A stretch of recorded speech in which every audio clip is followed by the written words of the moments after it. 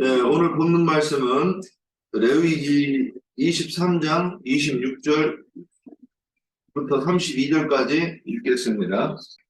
자, 레위기 23장 26절부터 읽습니다. 돌아가면서 여호와께서 모세에게 말씀하여 이르시되 일곱째 달 열 나흘은 숙제이니 너희는 성의를 열고 스스로 괴롭게 하며 여호와께 화제를 드리고 이날에는 어떤 일도 하지 말 것은 너희를 위하여 너희 하나님 여호와 앞에 속죄할 속죄일이 됨이니라.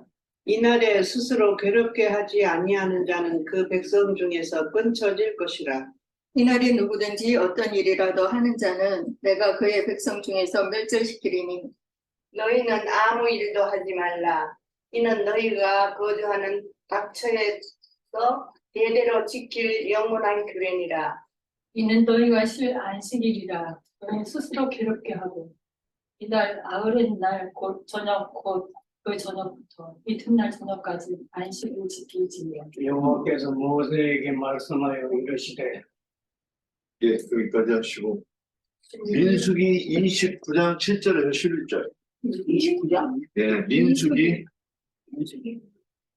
이게 신약에서 이제 이 속죄의 절기가 어떻게 하는지를 구약에서 보여주는 거니까 여기도 한번 보고 넘어갑시다. 29장 7절에서 11절. 여기도 속죄에 대한 제목으로 이 단락이 이렇게 있어요. 자, 저기 김선주 의원님 읽어주세요. 29장 11절 7절부터 일곱째 달 여러 날에는 너희가 성회로 모일 것이요 너희의 심령을 괴롭게 하며 아무 일도 하지 말 것이니라. 너희는 수송아지 한 마리와 순양 한 마리와 일년된 순양 7마리를 다 흠없는 것으로 여호와께 향기로운 번제를 드릴 것이라. 그 소재로는 고운 가루에 기름을 섞어서 쓰되 수송아지 한 마리는 10분의 3이요 순양 한 마리는 10분의 2요 어린 양 7마리에는 어린 양 한 마리마다 10분의 1을 드릴 것이며 속죄제와 상번제와 그 수제와 그 전제위에 순념소 한 마리를 속죄자로 드릴 것이니라. 저기 먼저 물어봅시다. 속죄라는 단어에 대해서 우리 한번 생각해볼게요. 속죄가 뭐예요? 죄를 속한다는 거죠. 죄를 속하는 거예요? 아, 맞아요. 좀 더 한국어예요. 그러니까 우리 한국말로 요즘 어린이들이 한글을 모르는 어린아이들이 들었을 때 아, 이게 속죄가 이런 뜻이구나. 여기까지는 먼저 설명이 되고 나서 원래 이거 나눠야 될 것 같아요. 유치원생이 말하면 저 죄를 용서해준다는 예. 제가 용서를 받아야 되는 거예요. 근데 어떻게 용서를 받느냐? 지금 이 얘기를 하는 거예요. 속죄다. 그래서 한문으로 하면 속죄할 속죄, 허물죄자인데 이게 죄라는 게 잘못하는 거잖아요. 잘못하는 거. 근데 이제 인간의 세상에서도 잘못하는 게 있는데 우리는 영적으로 하나님 앞에서 하나님이 잘못됐다고 얘기하는 것은 무엇이냐? 근데 그것을 했으면 그러면 이제 어떻게 용서를 받을 것이냐 그거잖아요. 네. 그래서 이게 우리가 어떤 단어를 그거만 요 단어만 제대로 알고 들어가도 성경을 읽을 때 훨씬 더 좀 자세히 볼 수 있지 않을까 하는 생각에서 한 번 더 나눴습니다. 그래서 이 속죄라고 하는 게 이제 성경적인 개념에서 이거 설명하기 위해서 어떤 사람, 그러니까 이스라엘 백성이 애굽에서 잡혀갔을 때 노예로 잡혀가는 거잖아요. 그러니까 바벨론으로 잡혀갈 때도 노예로 잡혀가는 거예요. 그래서 거기서 나올 때는 어떻게 해서 나오는가 지금 이거를 설명하는 거예요. 그거를 잘 설명하면 이제 이해가 되면 우리가 아, 속죄가 이렇게 하는 거구나. 그래서 그 속죄가 유월절을 통해서 홍해를 건너서 광야에서 나와서 또 속죄받는 부분이 있으니까 이런 것들을 이제 우리가 성경을 12강에 걸쳐서 쭉 그거를 설명을 하신 거예요. 네. 이거를 이해를 해야 우리가 속죄가 뭔지 알고서 내가 복음으로 알고 누구한테도 얘기할 때 자유롭게 얘기할 수 있지 않겠는가 하는 거예요. 그래서 일단 여기까지 보시고 이제 그러면 그래서 속죄를 받는데 우리가 지난번에 뭐 나팔을 분다. 우리 나팔절에서 나팔을 불어가지고 그 어떤 사람이 그 나팔 소리를 들었으니까 나한테는 오순절이 오는 거죠.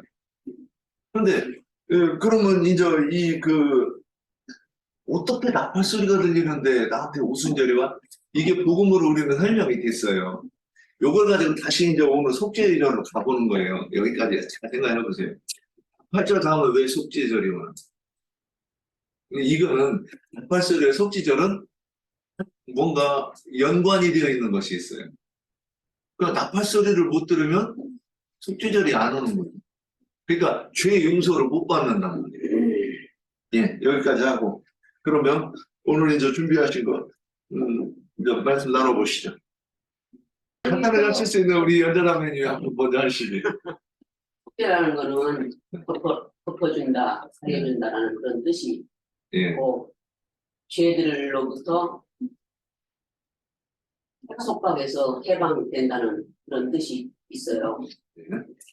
그래서 이 속죄일은 믿는 자들에게는 통회하고 회개하여 정결례를 선포하는 거고, 또 불신자들에게는 이 하늘문을 닫고 은혜를 간절한다는 그런 뜻이 있어요.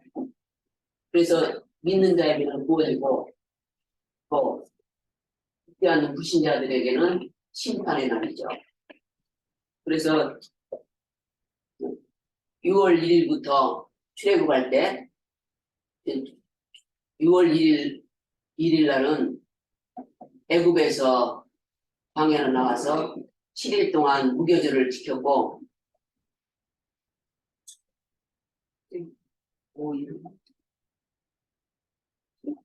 그리고 한 달 동안 나팔을 부는데, 이거는 처음 나팔이고,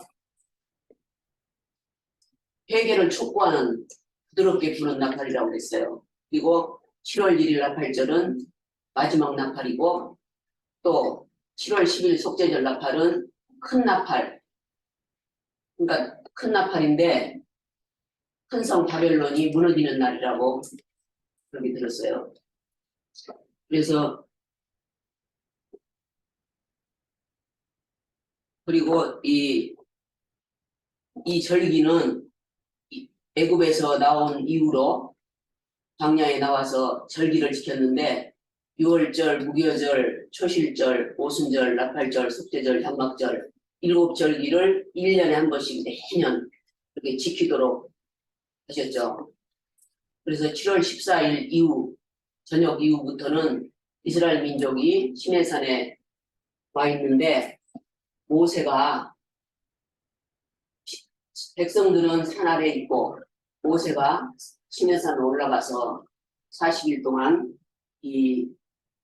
머물면서 첫 언약인 율법 말씀을 하나님이 기록해 준 구돌판에 그걸 가지고 내려오는데, 산 아래에 아론과 백성들이 춤추고 금송아지 우상을 만들어 놓고 춤추고 먹고 마시고 난리를 피니까 모세가 그 돌판을 깨뜨려 버렸어요. 그러니까 이거는 첫 것은 파기한다는 그런 의미가 있다고 했어요. 그래서 첫 것은 완전하지 못하고 둘째 것이 완전하다는 것을 그림자로 보여준 것이죠. 그리고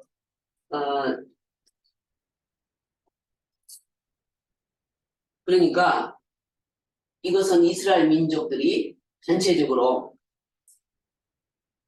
금송아지 우상을 섬기면서 하나님께 반역하고 죄를 지은 것을 모세가 대신해서 속죄하기 위해서 40일 동안 금식하고 다시 새 돌판을 깎아서 만들어서 하나님께 올라가서 다시 새 언약의 말씀, 새 돌판에다 새 언약의 말씀을 받아가지고 오는데, 그때 하나님을 대면해서 봤다고 했어요.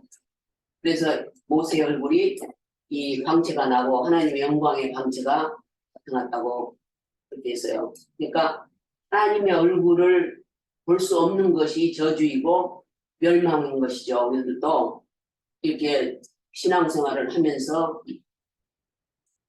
하나님 생각을 뒤로 하고 멀리 하고 육신적인 세상적인 것을 먼저 하면 감이 와요. 또 하나님과 그 영적인 감각이 떨어진다는 것을 느낄 때가 있어요.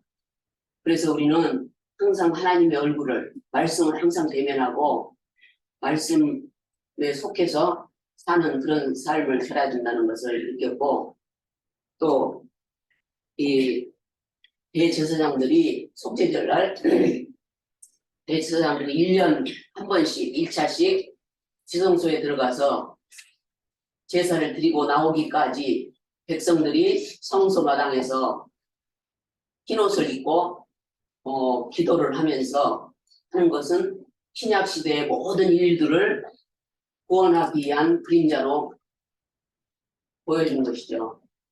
그래서 흰옷을 입은 까닭은 이 그동안 지었던 모든 죄들을 하나님으로부터 속량받고 하나님으로부터 속량받고 이제는 하나님 앞에 얼굴을 대면해 볼 수 있다는 것을 절기로 지키는 그림자였습니다. 우리들은 그러니까 구원이 쉽게 그렇게 되는 것이 아니고, 영의 구원은 우리가 단번에 받잖아요. 믿을 때 영의 구원은 단번에 받지만 혼의 구원이 너무 힘들어요. 우리가 지금 혼의 구원을 받고 있는 과정이지만 너무너무 이 혼의 구원이 장성하도록 바란다는 것이 너무너무 힘든 것을 느끼면서 이렇게 신앙생활을 하고 있는데, 우리가 어떻게 해야 혼의 구원을 잘 장성하도록 이루어서 정말 하나님 앞에 떳떳하게 설 수 있을까? 하나님의 명령인 우리가 구원을 받고 혼의 구원을 이루는 과정에서 하나님의 명령인 지상 명령인 이 복음 전파를 열심히 해서 모르는 사람들에게 하나님의 빛을 비치게 해주고, 우리들도 더욱 성숙해서 이 몸이, 육신의 몸이 몸의 구속을 받을 때까지 잘한 만큼 하나님 앞에 섰을 때에 결과가 나온다고 그랬어요. 그러니까 우리가 어떻게 해야 되겠는가? 최선을 다해서 우리가 하나님 알아가기 힘쓰고, 내 힘으로가 아닌 하나님 은혜로, 하나님 은혜가 아니면은, 위로부터 부어주신 하나님 은혜가 아니면 아무것도 할 수 없다는 것을 우리가 느껴요. 그래서 하나님 은혜로 날마다 덧입어가면서 말씀 속에 하나 되는 그런 삶을 살아야겠다고 생각합니다. 감사합니다. 네, 그래요.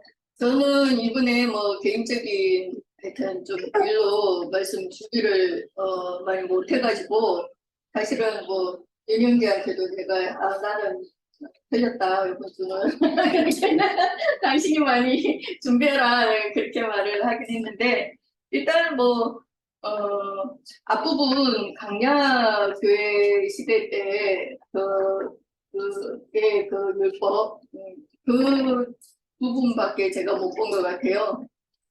일단 앞에 여자자매님이 말씀을 이렇게 하셨는데, 종교력으로 그 유대인들의 그 종교력으로 7월 1일이 나팔절이었고, 우리가 지난주에 말씀을 나눴잖아요.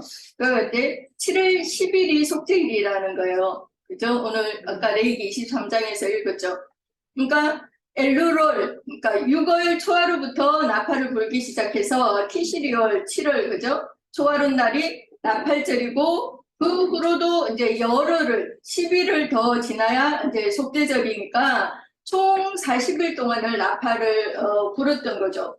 그런데 오늘 레위기 23장 27절에서부터 제가 한번 다시 읽어볼게요. 27절을 보면, 일곱째 달 열흘날은 속죄일이니 너희는 성회를 열고 스스로 괴롭게 하며 여호와께 하제를 드리고, 이날에는 어떤 일도 하지 말 것은 너희를 위하여 너희 하나님 여호와 앞에 속죄할 속죄일이 됨이니라. 이날에 스스로 괴롭게 하지 아니하는 자는 그 백성 중에서 끊어질 것이라, 이렇게 말씀하고 있어요.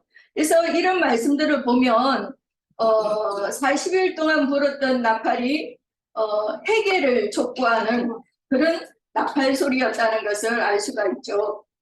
우리가 지난 시간에 나팔 소리에는 여러 가지의 나팔 소리가 있다는 것을 말씀을 우리가 나눴잖아요.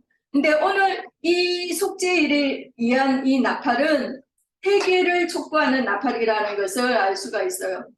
그러니까 처음 시작일은 엘루를 6월 초하룻 날부터 시작을 해서 이제 티시리월 7월 1일 날이 마지막 나팔을 불고, 그러고 나서도 그 후로도 이제 10일 동안을 더 연장해서 계속해서 나팔을 부는데, 그 나팔은 아까 연자자매님이 말씀하신 것처럼 이제 큰 나팔이다. 이제 10일 동안 부는 나팔은 큰 나팔이다. 그것이 바벨론이 무너지는 그런 것이다. 이렇게 말씀을 했어요. 그러니까 7월 1일 이후에 이제 큰 나팔이 울려 불게 되면 믿는 자들에게는 이제 회개의 영이 부어지는 거죠. 그죠? 그래서 그 영에 의해서 회개를 하게 된다는 거예요. 그러니까 우리가 요한복음을 계속 공부해 오면서 이 요한복음 2장이 정결예법에 대한 말씀이었잖아요. 그죠? 그래서 이 속죄일은 믿는 자들에게는 이제 정결예가 실현되는 날이고, 불신자들에게는 이제 하늘 문을 닫으시면, 그러니까 이제 은혜의 때가 이제 끝났다는 것을 공포하는 날이 속죄일 날이라는 거예요. 그러니까 양면이 있는 거죠. 누구에게는 구원의 날이지만 누구에게는 형벌의 날이 되는 거죠. 그죠? 이 40일 동안 나팔이 부러졌던 그 동안이 그래서 그런 회개의 기간이었다는 거예요. 그래서 7절기 중에 첫 절기가 6월절 절기였는데, 그러니까 이스라엘 백성들이 모세와 함께 출애굽을 해서 모세가 이제 백성들을 시내산 아래에 두고 모세 혼자만 산 위로 올라가서 거기서 40일 동안을 머물렀다 그랬어요.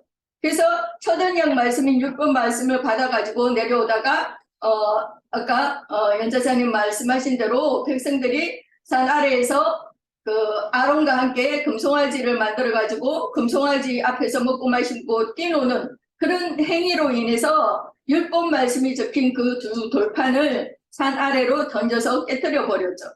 그래서 이스라엘 백성들의 그 하나님을 거역하는 금송아지 우상 숭배의 범죄들을 대신해서 속죄하는 그 기도를 모세가 40일을 또다시 금식하면서, 이 속죄일은 금식하는 날이죠. 네, 금식하면서 기도하고 나서 다시 시내산에 올라갔다는 거예요.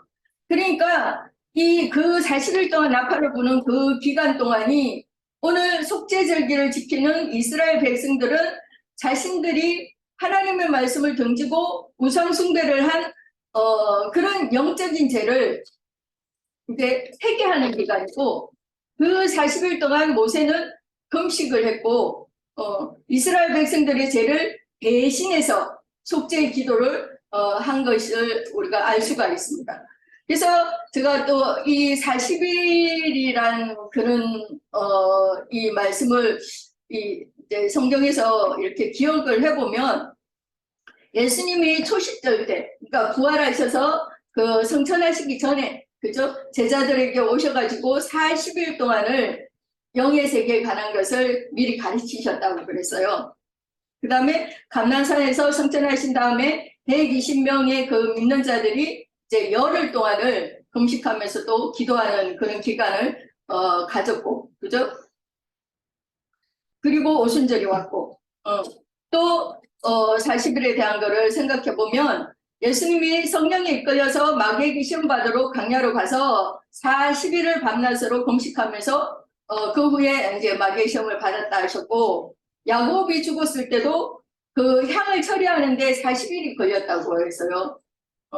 그리고 가나안 땅을 정탐할 때도 그 땅을 정탐하는 그 기간이 40일이라고 그랬어요. 그러나 그 땅을 정탐하고 돌아와서 부정적으로 그 보고를 하는 소리를 듣고 이스라엘 백성들이 하나님을 원망하면서 밤새도록 울었다 그랬어요.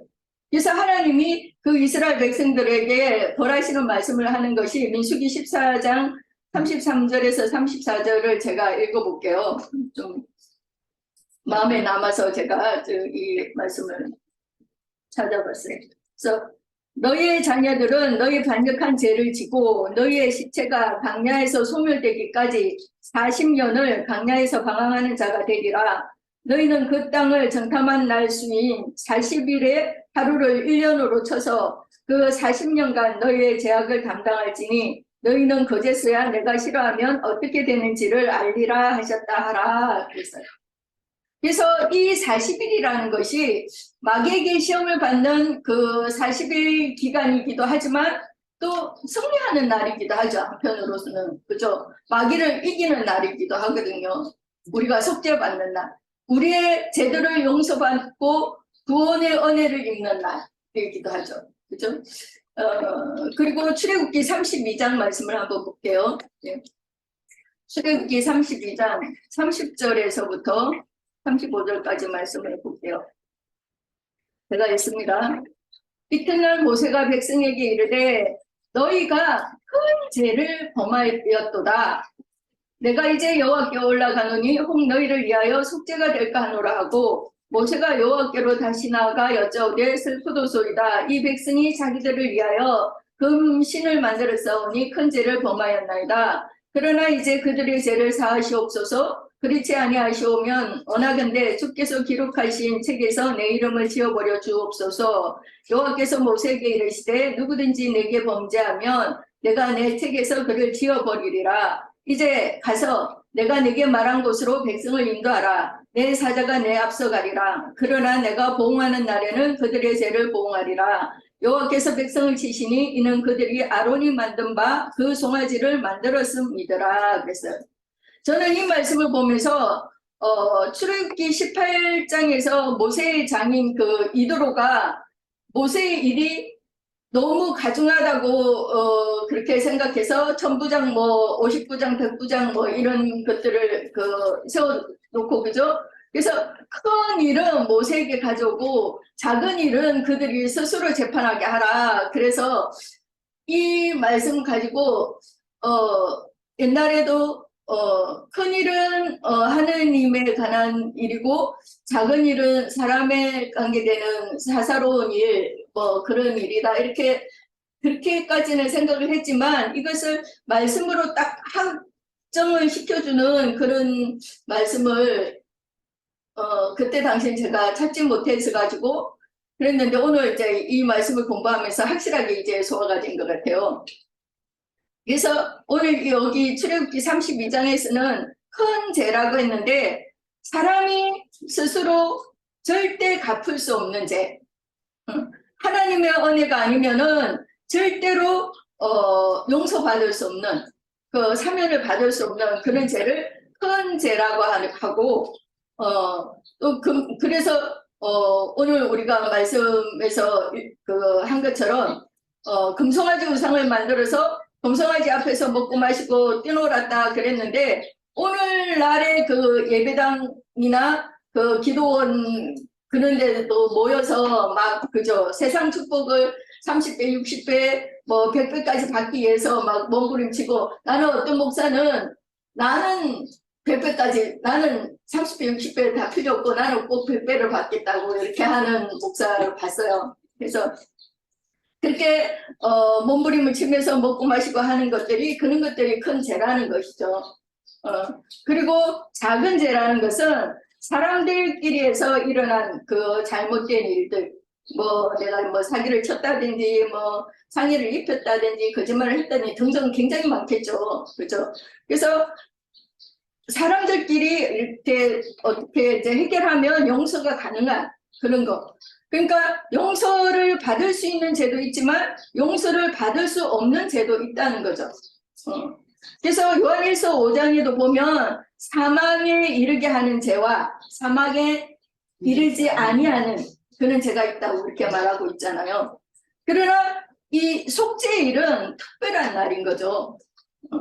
이렇게 큰 죄라는 것은 사람이 아무리 어떤 노력으로도 그 용서를 받을 수 없는 그런 죄인데, 그러나 이 속죄일 날에는 하나님께서 하나님의 그 진노를 누그러뜨리고 용서를 해주시는 그런 날이라는 거예요. 그러나 조건이 있죠. 조건이. 그래서 아까 출애굽기 32장에 그 아까 33절에 보면 여호와께서 모세에게 이르시되 누구든지 내게 범죄하면 내가 내 책에서 그를 지어버리리라 그랬어요. 그죠? 그래서 용서받고 살아남았다 할지라도 앞으로 또 이런 큰 죄를 지으면 하나님의 책에서 지어버린다는 겁니다. 그러니까 대속죄절 날에 그 단번 속죄를 통해서 지난날에 우리의 모든 범죄들을 용서는 받았지만 현재나 지금 미래에 앞으로 이렇게 우리가 저지를 수 있는 그런 죄까지도 다 용서받은 것은 아니죠. 근데 기독교계는 그렇게 이제 가르치는 것이 너무 선을 이제 지나치게 넘은 거죠. 그러나 지난날의 범죄들도 용서를 받았다고 하지만 그 죄가 없는 것이 아니라 아까 연자자매님도 말씀하셨듯이 덮어준다, 간과한다, 가려준다 그런 뜻이잖아요. 근데 이거는 이 간과는 흰눈같이라는 거예요. 흰눈같이 덮어준다는 거예요. 눈으로 하얗게 덮어는 놓았지만 그 눈 밑에는 온갖 더러운 것들 그대로 있잖아요. 그죠? 그리고 그 눈이 녹아내리면 다 드러나잖아요. 그러니까 죄가 없는 것이 아니라는 거죠. 저는 이 말씀을 확실하게 인을 쳐주신 그런 날이 있었는데 아주 좀 오래된 일이지만 옛날 기독교계에서 이제 교회학교에서 그 교사 봉사활동을 하면서 같이 이제 그 교사 하시던 분이 이제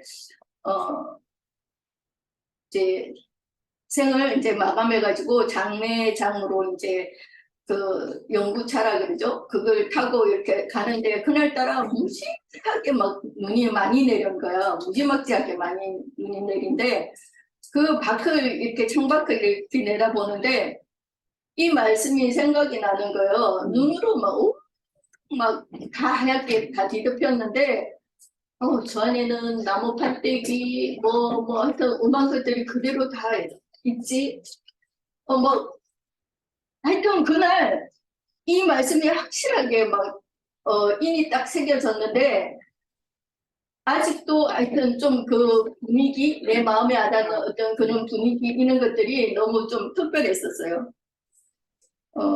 그래서 우리가 우리 사람들 끼리의 이런 그 제도를 보면 친한 친구가 어떤 정말 용서하기 어려운 그런 잘못을 나에게 했을 때도 그러나 그 관계를 계속 유지하고 싶은 경우가 있잖아요. 그럼 우리가 뭐라 합니까? 없는 걸로 하자 이러잖아요. 하나님도 그래서 이게 우리의 죄들을 없는 걸로 해주시는 거지 진짜 없는 건 아니잖아요. 그죠? 그래서 앞으로 또 이런 큰 죄를 지으면 안 된다는 것이 조건인 거죠. 그래서 우리의 구속이 조건부 구속이지 완전하게 다 이루어진 것은 아니라는 거죠. 그래서 우리 영이 거듭남으로 구속을 받은 것이 다가 아니라 이제 혼의 구원을 이룬 다음에 몸의 구속까지 최후로 또 더 받아서 우리가 영광의 세계에 신령체로 이제 나타나서 그 영광의 세계를 상속받아야 우리의 구원이 이제 완성이 되는 거죠. 그래서 7월 1일 나팔절부터 7월 10일까지는 이제 문을 열어놨다가 7일 10일 속죄절 날이 끝나면 문을 이제 딱 닫아버린다는 거예요.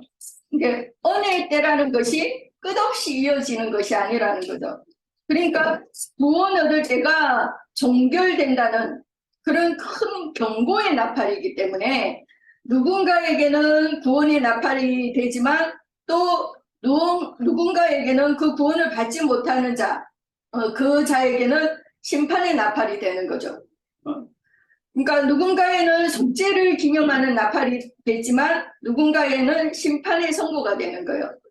그러니까 속죄일이 끝나는 그 밤에는 모든 성전의 문들을 이제 닫아서 그 누구라도 이제 하나님의 영광 앞으로 이제 들어갈 수가 없게 되는 거예요. 오늘 우리가 이런 말씀을 듣고 우리도 꼭 전해야 할 그런 의무가 있잖아요. 그게 사실 요즘에 저는 이제 좀 마음이 많이 좀 조급한 마음이 들기 시작했어요. 그러니까 하나님이 이전에 이제 라인제를 만나기 전에 같이 이제 이런 말씀을 공부했던 그런 목사들을 나에게 붙여주신 것이 이때 때문인데 하는 그런 생각들이 들어요. 어쨌든 용기를 내고 실천을 해야 되겠죠. 더 이상의 또 아사셀 소를 염소에 이제 그 뿔에다가 붉은 띠를 메어서 이제 아사셀에게 보내는 이런 말씀들도 막 너무 재밌는 말씀들도 이렇게 또 나오고 하는데 그거는 이제 또 다음 분들이 얘기해 주시기를 바랍니다. 저는 여기까지 할게요. 네. 너무들 잘하시니까 내가 떨리네. 자, 배다가면님. 숙제절이라는 것은 이제 제가 좀 적은 게 있는데 나팔절이 있는 다음에 숙제절이 오거든요. 이게 이제 나팔을 부르면 아까 선생님도 말했듯이 왜냐면 그 다른 나라로 다 노예로 잡혀갔던 그 이스라엘 백성들이 나팔을 부르면 이렇게 모여요. 모이면 이제 우리가 이제 죄를 제공을 하잖아. 그 전에 주님을 여호와 하나님을 떠나서 다른 나라로 다 포로를 잡혀갔고, 근데 이제 거기서 해방을 받아서 동으로 돌아오는데 이제 그 자기의 죄를 자복하잖아요. 이제 나팔을 부르면 그 나팔 소리를 듣고 자기의 죄를 자복하는 거예요. 예, 여기 말씀에 보면 아까도 그 레위기 말씀에 27장 봤잖아요.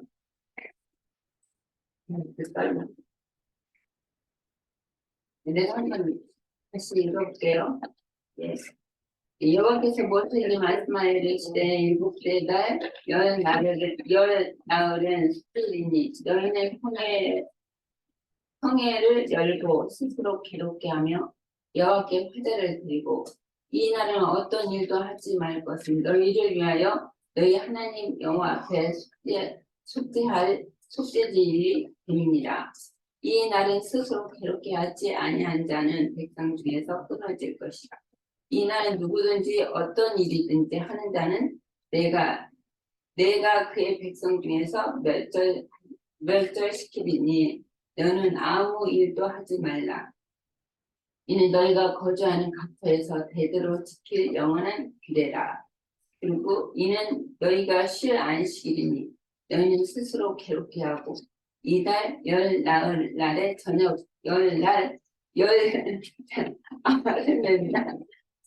저녁 그 저녁 때부터 이튿날 저녁까지 안식일을 지키라 그랬거든요.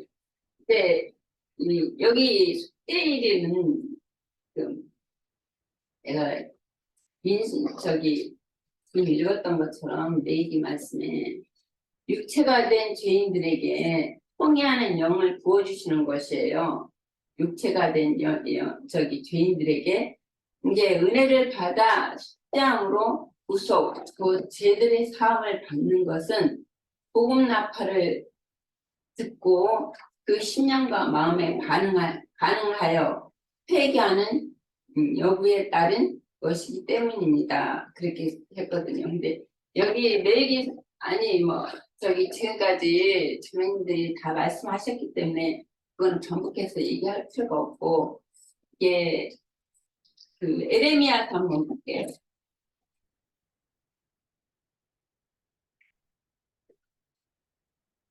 우리들이 죄인이 돼서 떠나갔다가 이제 주님 앞에 여호와께 돌아오는데 통해하는 심령을 주님이 보여주시는 것이죠. 예레미야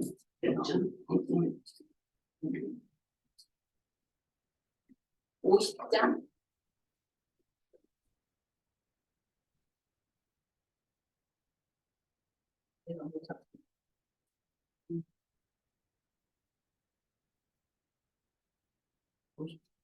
6절에서 볼게요.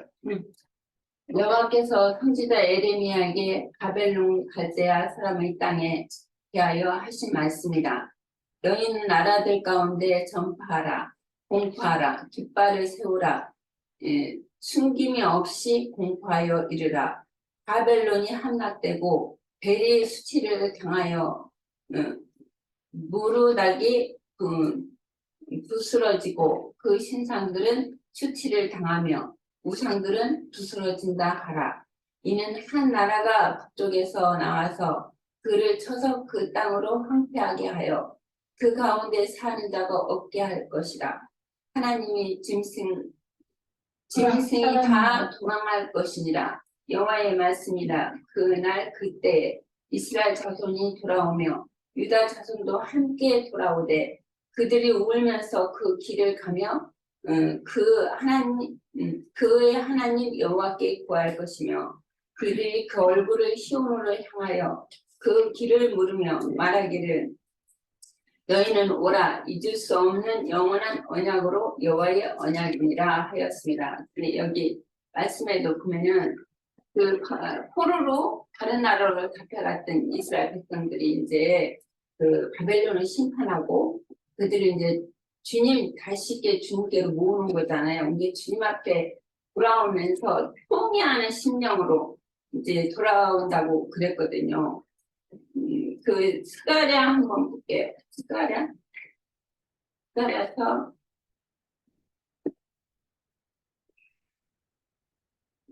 12장 12장 12장 내가 왜 스가랴 12장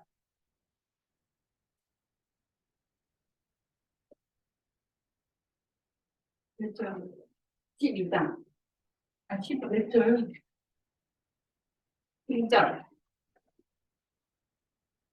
12장 10절 예. 14절까지는 내가 다윗의 집과 예루살렘의 주민에게 은총과 강구하는 심령을 부어주리니 그들이 찌른 바 그를 바라보고 그를 위하여 애통하기를 독자를 위하여 애통하듯 하며 그를 위하여 통곡하기를 장자를 위하여 통곡하듯 하리로다. 그날에 예루살렘에 큰 애통이 있으리니 무기또 골짜기 하다르몬에 있는 애통과 같을 것이라. 온 땅 족속들이 따로 애통하되 다윗의 족속이 따로 애통하고 그의 아내들이 따로 하며 나단의 족속들이 따로 하고 그들의 아내들이 따로 하며 뇌의 족속들이 따로 하고 그들의 아내들이 따로 하며 이 시므이의 족속이 따로 하고 그의 아내들이 따로 하며 모든 남은 족속과 각기 따로 하고 그들의 아내들도 따로 하리라. 그리고 여기 보면 이제 그 말씀을 접해야 되니까 그 역대하 한번 35장 20절부터 좀 길은데 이 모든 일 후에 곧 요시아가 성전을 정돈하기를 마친 후에 애굽 왕 느고가 유브라데 강가에 갈그미스에 치러 올라왔으므로 요시아가 나가서 경비하였더니 느고가 요시아에게 살신을 보내어 이르되 유다 왕이여 내가 그대와 무슨 상관이 있느냐 내가 오늘 그대를 치려는 것이 아니요 나와 더불어 싸우는 족속을 치려는 것이라. 하나님이 나에게 명령하사 속히 하라 하셨은즉 하나님이 나와 함께 계시니 그대는 하나님을 거스르지 말라.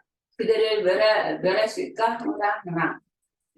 요시아가 몸을 돌이켜 떠나기를 싫어하고 오히려 변장하고 그와 싸우고자 하여 하나님의 입에서 나오는 느고의 말을 듣지 아니하고 무기또 골짜기에 이르러 싸울 때에 칼 쏘는 자가 요시아 왕을 쏜지라.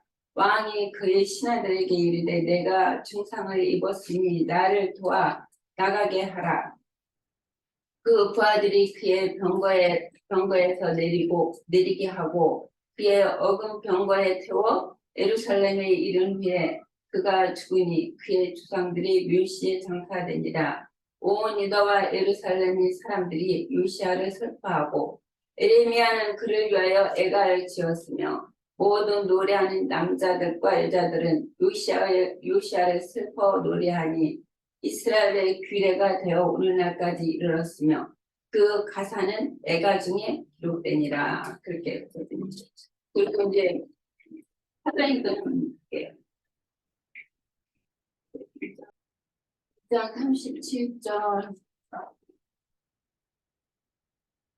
그들이 이 말을 듣고 마음에 찢어 베드로가 다른 사도들에게 물어 이르되 형제들아 우리가 어찌할꼬 하거늘 베드로가 이르되 너희가 회개하여 각각 예수 그리스도의 이름으로 세례를 받고 죄사함을 받으라. 그리하면 성령을 선물로 받으리니 이 약속은 너희와 너희 자녀와 모든 먼 데 있는 사람 곧 주 우리 하나님을 얼마든지 부르시는 자들에게 하신 것이라 하고 또 여러 말로 확증하며 권하여 이르되 너희가 이 폐역한 세대의 구원을 받으라 하니 이 그 말을 받는 사람들이 세례를 받음에 이날에 신도의 수가 3,000이나 더하더라.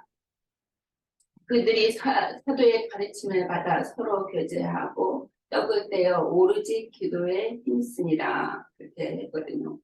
이게 여기서 사도행전에서는 베드로가 그 복음을 전할 때 그 사람들이 그러면 우리가 어찌할꼬 그들의 마음의 찔림을 받아 여기 37절에 그랬어요.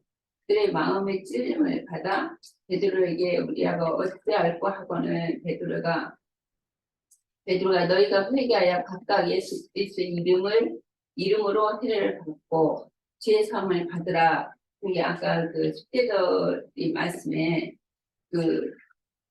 포로로 이스라엘 백성들이 포로로 잡혀갔던 이스라엘 백성들이 이제 돌아오면서 통회하는 주님의 영을 부어주시니까 이게 여기 사도행전 말씀처럼 그러면 우리가 어떻게 해야 죄 사함을 받냐. 근데 이 베드로가 그 이름을 예수 그리스도의 이름으로 성령을 세례를 받고 성령을 받으라. 그러면 선물로 너에게 성령을 주시리라. 그렇게 말씀하셨거든요.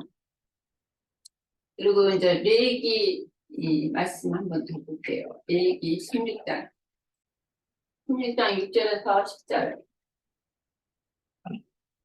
아론이 자기를 위한 속죄제 숙송아지를 드리되 자기와 집안을 위하여 속죄하고 또 두 수염술을 가지고 한 명은 여호와 앞에 두고 두 수염술을 위하여 제비를 뽑되 한 제비는 여호와를 위하고 한 제비는 아사셀을 위하여 할지며 아론이 여호와를 위하여 제비 뽑은 염소를 속죄제로 드리고 아사셀을 위하여 제비 뽑은 염소는 산채로 여호와 앞에 두었다가 그것으로 속죄하고 아사셀을 위하여 광야로 보냈습니다. 아론이 자기를 위하여 속죄의 수송아지를 드리고 자기와 집안을 위하여 속죄하고 자기를 위하여 그 속죄제 수송아지를 잡고 향을 가져다가 여호와 제단 위에 피울 불을 그것에 채우고 또 곱게 간 향기로운 향을 두 손에 채워 가지고 시장 안으로 들어가서 여호와 앞에 분향하여 향연으로 정곱게 위 속죄소를 가리게 할지니 그리하면 그가 죽지 아니하며 또 그 수송아지 피를 가져다가 손가락으로 속죄소 동쪽에 뿌리고 또 손가락으로 그 피를 속죄소 앞에 7번 뿌릴 것이며. 네, 여기까지 이렇게 여기 보면은 두 수염수가 있는데 염수가 있는데 한 마리는 잡고 한 마리는 이제 제비 뽑아서 제비 뽑은 아사셀에게 큰 염소는 아사셀에게 보냈어요. 광야로 이제 아사셀을 위하여 광야로 보냈다. 그 말씀은 이제 여기에서 수염소 한 마리는 죽인 수염소 한 마리는 예수 그리스도께서 우리 죄를 짊어지고 위하여 제비 뽑은 한 마리는 여호와를 위하여 한 제비는 아사셀을 위하여 죽일지며 아니 아사셀을 위하고 한 마리는 이제 예수 그리스도를 말하는 것이죠. 십자가에 죽으신 예수 그리스도. 그 한 마리는 이제 여기서 이제 구원을 받은 사람을 위하여 영이 되신 분. 이게 염수가 두 마리죠. 이게 한 마리는 이제 죽인 것은 이제 예수 그리스도가 우리 죄를 짊어지고 십자가에 죽으심을 말씀하시는 거고, 한 마리는 이제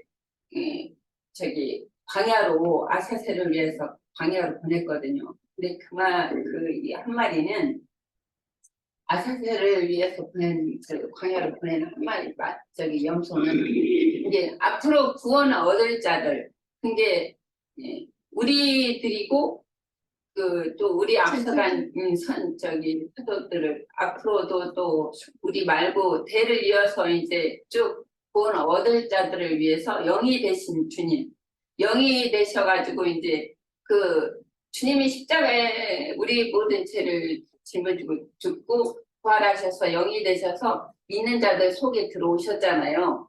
그 영이 되신 그리스도를 말씀하시는 거고, 내가 히브리서 한번 볼게요. 히브리서 9장 5절부터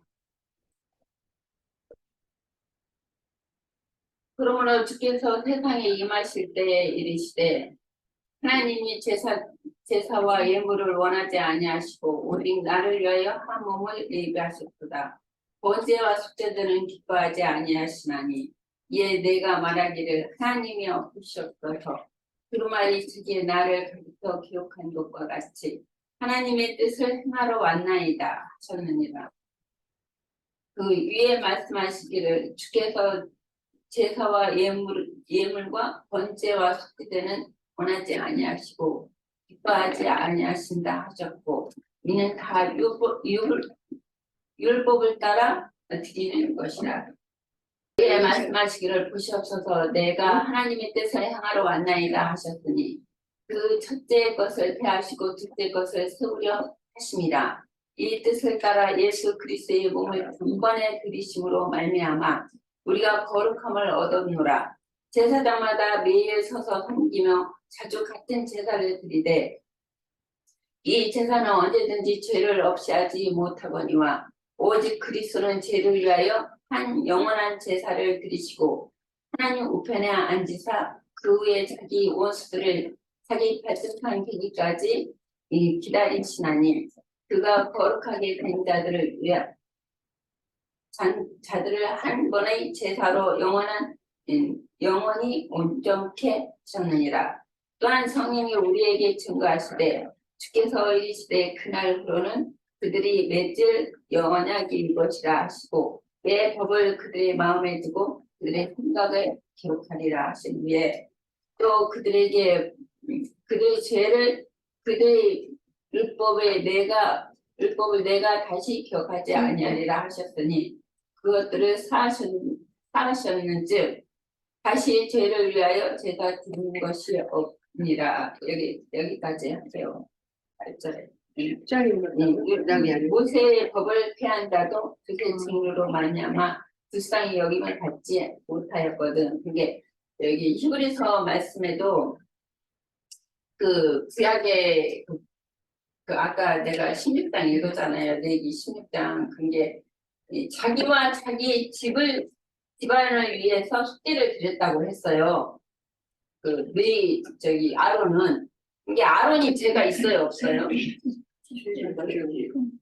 근데 아론은 구약은 예표요 그림자이기 때문에 그 아론이 죄가 있으니까 자기 집안을 위해서 백성을 위해서 속죄제를 드렸어요. 1년 1차씩 1년 1차 한 번 그 지성소에 들어가는 것이죠. 아론이 그런 것은 이제 그 구약이니까 어차피 아니 그 아론은 죄가 있는 사람이잖아요. 죄가 있는 사람을 대제사장으로 세웠잖아요. 구약은 이제 그 신약의 보면은 예수 그리스도인데 그 아까 히브리서 읽었던 것처럼 이 아론의 그 집안을 위해서 가족을 위해서 그리고 온 백성을 위해서 속죄제를 드린 것처럼 예수 그리스도는 이 신약에서 히브리서 말씀처럼 한 번에 자기 몸을 들이셨다는 거예요. 신약에서 히브리서 말씀에는 그러니까 구약은 예표요 그림자이기 때문에 신약의 시대잖아요. 그러니까 예수 그리스도가 우리 죄를 위해서 단번에 그 성소에 들어가셨다.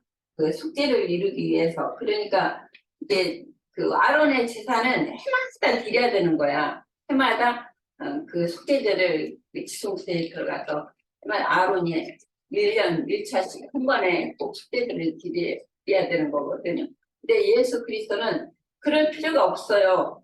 왜냐하면 이게 그 율법을 따라 제사를 드리면 자주 고난을 받아야 되는데 고난을 자주 받을 필요가 없죠. 단번에 속죄를 이루사 하나님 우편에 앉아 계셨다고 그랬거든요. 그러니까 우편에 하늘에 앉으셨다는 것은 이제 믿는 자들 속에 그 양심 안에 들어오신 거잖아요. 하늘에 앉으셨다 하는 것은 이제 예수 그리스도를 믿는 그 믿음으로 우리가 그 나팔 소리를 들으면 이스라엘 백성들이나 지금 믿는 우리들이나 지금 그럼 우리가 어떻게 해야 죄사함을 받냐 통회하는 심령으로 주님 앞에 이제 처음에는 그 처음에 믿을 때는 그런 심령으로 주님 앞에 나왔잖아요. 어떤 환경이 오거나 그러면은 그런 환경이 없이는 주님 앞에 그냥 나오는 사람이 없어요. 어떤 환경을 통해서 그런 게 이제 주님이 믿게 하셨지. 나팔 부는 자들을 통해서 그러면 이제 주님 앞에 통회하는 심령으로 주님 앞에 나가잖아요. 우리 죄를 우리 죄를 어떻게 사함을 받나 그런 그 통회하는 심령으로 주님 앞에 나가고 지금 교회 생활을 통해서 이렇게 혼의 구원을 이뤄가는데 이제 완전하고 온전한 구원을 이루려면은 우리가 이 제사법에 일곱 절기 제사법에 우리가 지금 교회 생활을 통해서 다 해당이 되는 거예요. 이제 우리한테 적용을 해야 되고 이제 항상 아까 저기 형제님들 오케이 가면서 얘기했죠. 우리가 앞으로 나가서 다른 사람들한테 막 나팔을 부르려면은 더 우리가 그거 지의 말씀으로 장비하지 않고서는 이렇게 나처럼 얻으려고 하면은 이렇게 나팔을 부를 수가 없는 것 같아. 더 장비를 해서 지의 말씀으로 무장해갖고 앞으로 나팔을 불어서 그 죄인들을 다 믿지 않는 자들을 이제 하나님 주님 앞에 돌아오게 하는 통해하는 심령을 보여주셔서 돌아올 수 있도록 우리가 나팔을 불어야 된다. 네, 여기까지. 벌써 지금 1시간이 됐는데 제가 조금 아쉬운 것이 우리가 강야 교회 시대 때 지내던 그 율법과 그 절기법과 또 가나안 땅에 들어가서 이제 또 환경이 바뀌었는데 그 드리는 절기법이 이제 달라지고 그런 부분이라든지 조금 그 후반에 좀 더 이제 저도 이번에 후반을 준비를 못했지만 우리 지체들도 다 후반부에 좀 준비를 못하신 것 같아서 조금 아쉬움이 있어요. 그래서 다음 주에 한 번 더 후반 한 번 더 하는 게 어떨까 그런 생각이 드는데요. 그런 방법이 있겠네. 네, 우리 아까 저기 차에서 오늘 아침에 오면서 윤영재랑 그 아자셀의 그 염소 그 뿔에다 왜 붉은 띠를 둘렀을까? 그리고 기생 라합의 집에도 왜 붉은 띠를 내렸을까? 막 그런 얘기도 하면서 왔었거든요. 그래서 조금 더 나눠주면 좋겠다는 생각이 들어요. 그러면 나한테는 구원이지. 이 12강을 이렇게 이제, 저는 지금 막 이제 생각을 하는 거예요. 12강을 이 짧은 시간에 이제 지체들이 나누고 제가 한마디로 해서, 그러니까,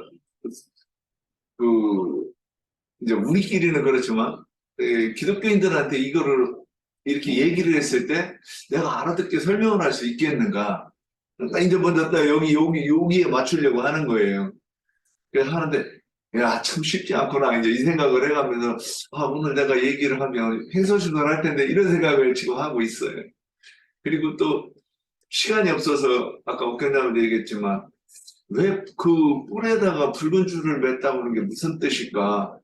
혼자 이제 붉은 것에 대해, 붉은 줄에 대해 생각하면, 기생 라합의 집에 있는 것밖에 생각이 안 들고, 그래서 보스라에서 붉은 옷을 입고 오는 그것과도 이게 연결이 되나 이런 생각을 하고 있었어요. 좀 시간이 있었으면 찾아보든 물어보든 이렇게 해가지고 왔으면 좋겠다 하는 생각을 좀 했었습니다. 붉은 것이라는 거는 생명줄이잖아요. 예.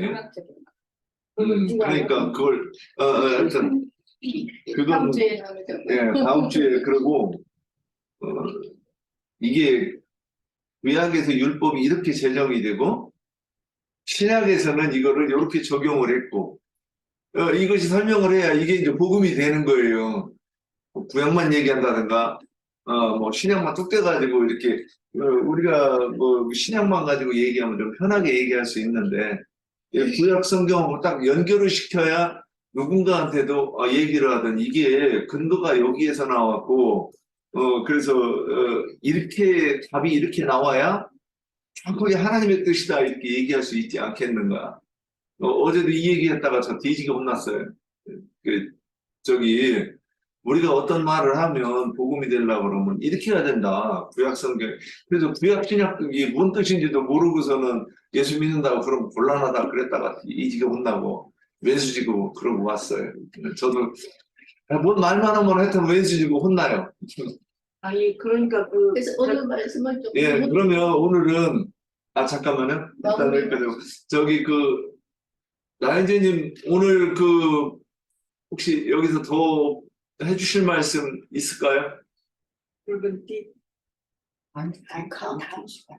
시간이 다 지났는데 꼭 내가 참여를 할 필요가 있을까 싶기는 하나, 이 속죄와 속건의 문제에서 흔히 기독교계는 원죄와 자범죄 이렇게 흔히들 표현을 그렇게 하죠. 그런데 그 속죄절이라고 하는 절기는 흔히 기독교계가 말하는 원죄를 사면받기 위해서 내가 왜 속죄가 필요한가, 즉 용서가 필요한가라는 것을 하나님 앞에 고하고 사면을 받기 위하여 제사를 드린다는 뜻이기 때문에 오늘 말씀은 많이들 이제 나눴는데 다음 시간에 또 한다니까 이제 하면 되겠고, 내가 어떠한 죄인인가에 대하여 깨달은 사실이 있는가 이런 것을 좀 본인의 생명의 체험으로 이렇게 증거를 해야 어떤 확증이 있지 않을까. 그게 더 구체적이고 확실한 집회 의혹적이 되지 않을까 그런 생각도 해봤어요. 예를 들겠습니다. 잠깐만. 어떤 가정에 처음에 둘이 사랑해서 결혼을 했어요. 이제 자녀도 낳았고 어른이 됐고 시간이 많이 지났어요. 그런데 남편은 아내에 대해서 원망하고 불평을 하고 아내는 남편에 대해서 원망하고 불평을 하는 경우 그렇게 된다면 그것은 자기의 죄를 내가 어떠한 죄인인가를 깨닫는 것이 아니고 내 남편 때문에, 내 아내 때문에, 내가 저런 남편을 만나서 저런 아내를 만나서 나의 오늘이 이렇다. 이렇게 이제 한탄을 한다. 혹은 뭐 심지어 이제 이혼까지 파경에 이르른다. 그런다면 그는 정말 회개가 뭔지, 속죄라는 것이 뭔지, 속죄절이라는 것이 왜 그렇게 중요한지에 대해서 전혀 깨달음이 없는 사람이에요. 그런 사람으로 예배당이나 성당회를 수십 년을 다니고 할 수도 있어요. 그런데 그 인생의 종결점이나 어떤 중간 지점, 많이 지난 그런 어떤 시점에 내 남편이 이렇게 이랬다. 내 아내가 이렇게 이랬다. 자기의 원하는 만큼을 충족해주지 못했다라는 뜻이겠죠. 그렇게 자꾸 얘기를 하고 그런 생각을 가지고 있다는 뜻은 구체적으로 이 사람이 아직 속죄절에 대한 개념을 이해하지 못한 사람이고 구속받은 적이 없는 사람인 거예요. 이렇게 중요해요. 이제 속죄라는 것은 에덴 동산에서 하나님과 사람이 하나님의 말씀으로 서로 이제 맹약, 맹세를 한 건데, 그래서 내가 아까 이제 혼인을 한 부부 관계로 이렇게 예를 들은 거예요. 했는데, 사람이 하나님의 말씀을 무시하고, 뱀의 말을 이제 받아들여요. 다른 말을 받아들이는 거죠. 그렇게 되면, 그 혼인이라는 것은 당연히 깨지게 마련이에요. 그런데 그 혼인을 다시 회복시키는 것, 무르는 것, 그것을 다시 회복하기 위해서 속죄라는 것을 요구하는 것이고, 속죄를 받아주시면 이제 구속받았다 또는 속량받았다 이렇게 말하는데, 그러면은 다시 회복이 되는 거예요. 원 상태가. 그런데 그런 이치를 잘 생각을 했으면 좋겠어요. 아까 우리 옥경이 자매가 굉장히 중요한 얘기를 하더라고. 사망에 이르는 죄라는 것은 큰 죄다. 이것은 사람이 하나님을 어떻게 기쁘시게 하고 뭐를 어떻게 하고 해서 해결할 수 있는 문제가 아니다 이거예요. 하나님이 먼저 돌이켜야죠. 해결하는 건 돌이킨다라는 뜻이니까 하나님이 그 사람을 향해서 이렇게 분을 품었던, 미워하는 마음을 품었던, 그건 사람이 원래 죄가 있었어요. 사람이 범죄했기 때문에 하나님이 그런 진노를 하신 거예요. 그런데 하나님이 먼저 돌이켜 주시는 것, 그것은 속죄 제사라고 그러는 거예요. 그런데 사람이 이건 사망에 이르지 않는 그런 범죄인데 그것을 매 순간 깨닫고 하나님께로 사람이 돌아가는 것, 그것은 속건이라고 그래요. 그러니까 이런 문제를 좀 잘 오늘 생각하시고 다음 주일에는 아까 아사셀 염소에게 붉은 띠를 매서 광야로 내보내는 거, 또는 여호수아서의 여리고 성의 라합의 집 창문에 붉은색 천의 줄을 이렇게 매달게 하는 것 등 이런 것은 무엇을 의미하는지 연계해서 이렇게 좀 깊이 있는 말씀들을 나눴으면 좋겠어요. 이것은 본인의 생명의 체험이 전제가 되어져야 돼요.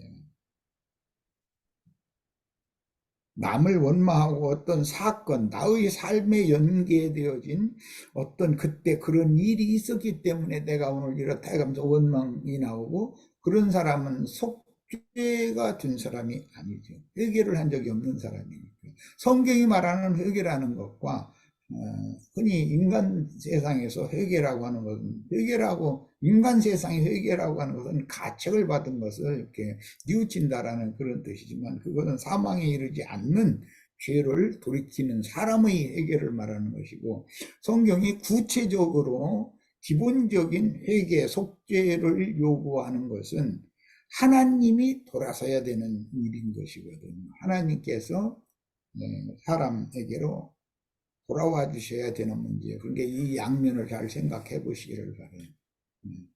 우리가 정말로 속죄를 했는지, 속죄를 했다는 것은 용서를 빌었는지, 용서를 빌으면 하나님은 돌아선다는 거예요. 그것을 속죄라고 그래요. 그게 하나님께서 통회하는 심령을 부어주셔야 되는 것이죠. 그러려면 나와 연관된 사람이나 어떤 사건이나 사물이나 이런 것들을 향한 원망, 불평이라는 것은 그게 다 나로 말미암은 것이다라고, 나와 연관되는 문제다라고 이것이 깨달아지면 내가 죽고 내가 없어졌다. 이제 옛사람인 내가. 그렇다면 원망, 불평 이런 거, 남편을 향한 어떤 사건을 향한 어떤 문제들, 이런 것들을 향한 원망, 불평이 없어지겠죠. 그런 것을 여전히 품고 있다면 이 사람은 구속받은 사람이 아니라는 뜻이에요. 네, 여기까지 하겠습니다. 이게 이제 다음 주를 기약하면서 오늘 말씀 마치겠습니다. 수고하셨습니다. 감사합니다.